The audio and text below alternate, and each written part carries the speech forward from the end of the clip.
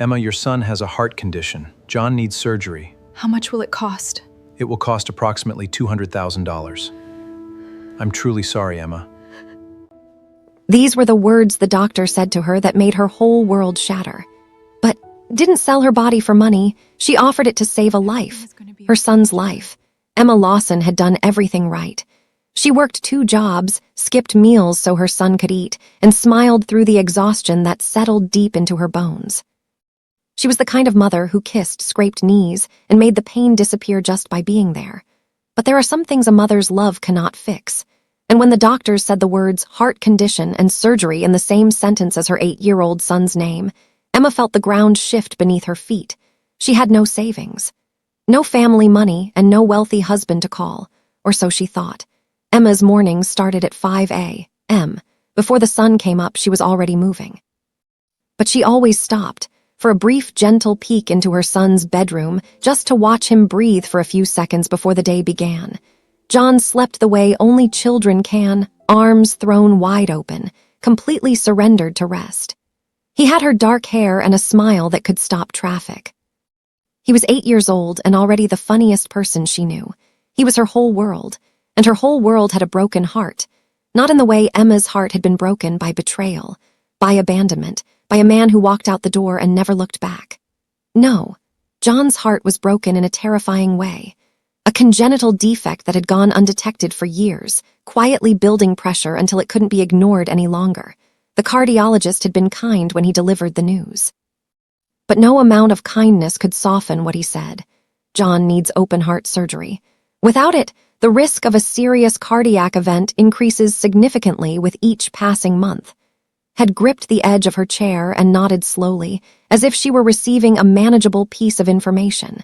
As if her son's life wasn't being placed on a scale in front of her. How much? She asked quietly. When the doctor told her the figure, Emma's first thought was, I have to find a way. Her second thought, which she pushed down hard, was how she worked as a receptionist at a dental office from 8 in the morning until 5 in the evening. Then 3 nights a week, she waitressed at a restaurant downtown, coming home smelling like garlic and floor cleaner, her feet aching in ways she had learned to ignore. She had a modest apartment, clean and warm, which she was proud of, but not large. Just enough space for her and John, and the wall covered in his drawings. He drew dinosaurs mostly, but also rockets, and once a surprisingly detailed portrait of their cat, Mr. Pancake, who had passed away the previous winter. Emma had been setting aside a small amount from every paycheck for years. It wasn't much, but it was hers, and it was growing slowly. Until the diagnosis, it had felt like progress. Now, staring at the medical costs, her savings looked like a teaspoon of water in an empty ocean. She applied for grants. She researched hospital financial assistance programs.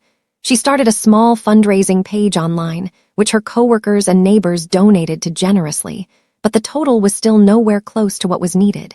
She picked up extra shifts. She sold furniture she didn't need. She canceled every small comfort she had allowed herself. Streaming services, the occasional takeout dinner, the yoga class she had just started going to. And still, the number she needed felt impossibly far away. The worst part wasn't the exhaustion or the financial panic. The worst part was sitting across from John at dinner, watching him eat his pasta and talk about whatever he'd learned that day, knowing he had no idea how close to the edge they were. She had decided not to tell him the full truth. He knew he had to go to the hospital for something with his heart, and that the doctors were going to fix it. He had accepted this with the trusting calm that children sometimes have, the quiet belief that the adults in their lives have everything under control. Emma had never worked so hard in her life to deserve that belief. It was her coworker Dana who mentioned the surrogacy agency. They were on their lunch break, sitting in the small staff room at the dental office, and Emma had made the mistake of letting her exhaustion show. Dana was a few years older than Emma, warm and kind. She listened as Emma, almost without meaning to, began talking about John's surgery costs and how far behind she still was. Have you looked into surrogacy? Dana asked. Emma blinked. What? Gestational surrogacy. A friend of mine did it a couple of years ago. She carried a baby for a couple who couldn't conceive on their own. The compensation was significant, like really significant. Emma had never considered it, not even vaguely. It had never entered her orbit as a real option. But that evening, after John was in bed, She sat at her kitchen table with her laptop and she looked into it. She read articles, FAQ pages, agency websites. She looked up compensation figures and medical requirements and legal frameworks, and she felt something she hadn't felt in weeks, a flicker of possibility. The agency was called New Beginnings Family Services.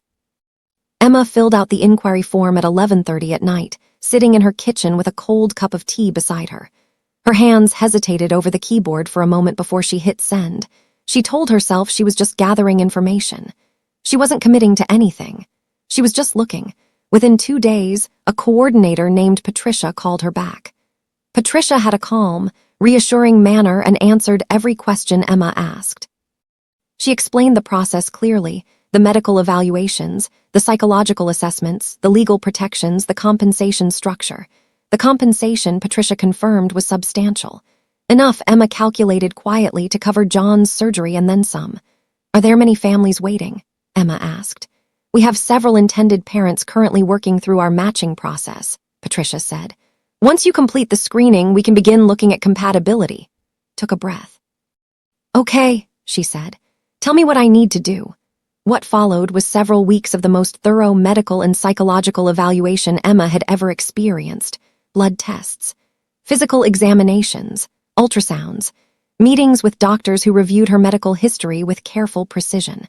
A full psychological assessment with a counselor who asked about her motivations, her support network, her understanding of what she was agreeing to. Emma answered every question honestly. Yes, she understood the baby would not be genetically hers.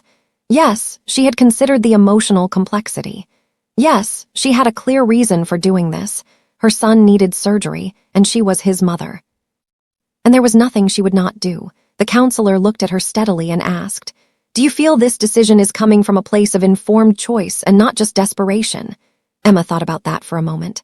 "I think," she said carefully, "that sometimes love and desperation look the same from the outside, but I know the difference on the inside.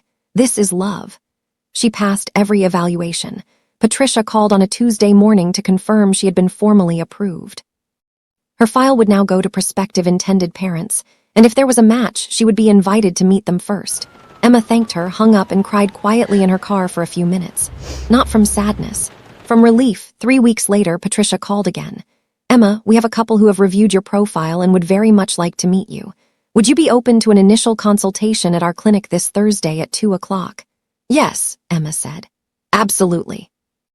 Thursday, she arranged for John to go home with a friend after school. She wore a simple navy blouse and kept her hair down. She drove to the New Beginnings Clinic, a modern, quietly decorated building in a professional district. She sat in the waiting room and flipped through a magazine without reading a single word. When Patricia appeared and smiled warmly, Emma stood. Ready to see you now. "They're ready for you," Patricia said. "Consultation room B, just at the end." Followed her down the corridor. The door to room B was slightly ajar. Through the narrow gap she could see the edge of a table, a chair, a woman in an expensive-looking jacket. Patricia pushed the door open gently and stepped aside. Emma walked in. The woman in the expensive jacket looked up with a polished, composed smile. She was elegant, well-dressed, probably mid-40s. "Emma," Patricia said warmly, "I'd like you to meet Sophia and Daniel." Man beside Sophia turned in his chair to face her. Emma stopped breathing. She knew that face. She had spent years trying to forget that face. She had cried over it, screamed at it in her imagination, and eventually locked it away in a part of herself she never visited anymore. Daniel Lawson, her ex-husband, the man who had left her 9 years ago, not after months of trying, not during a quiet mutual dissolution, but abruptly and cruelly while she was 3 months pregnant. Who had said he wasn't ready for any of it. Who had signed away his rights and walked out the door and never once looked back. The man who did not know, who had never known, that the son Emma had raised alone was his. For a moment, the room was very still. Daniel's face had gone pale. His eyes flickered with something that looked almost like panic. Sophia was still smiling pleasantly, completely unaware that the air in the room had changed. "It's so lovely to meet you," Sophia said, extending her hand. Emma shook it. Her hand was steady. She had no idea how. "Lovely to meet you too," she heard herself say. She sat down across from the man who had destroyed her once already, and she thought about John, her son. His son. The boy who drew dinosaurs and had a broken heart and had never once heard his father's name. She thought about the surgery and the number she was still so far from reaching, and she made herself breathe. She had not come this far to fall apart now. And that is where we will leave Emma today. Now here is the question I want you to think about and drop in the comments below. If you were Emma, what would you do? Would you walk out of that room or stay silent and take the money to save your son? Let me know what you think. Part 2 is coming very soon, and you do not want to miss what happens when Sophia starts to notice the tension between Emma and Daniel. And you definitely do not want to miss the moment the truth finally comes out.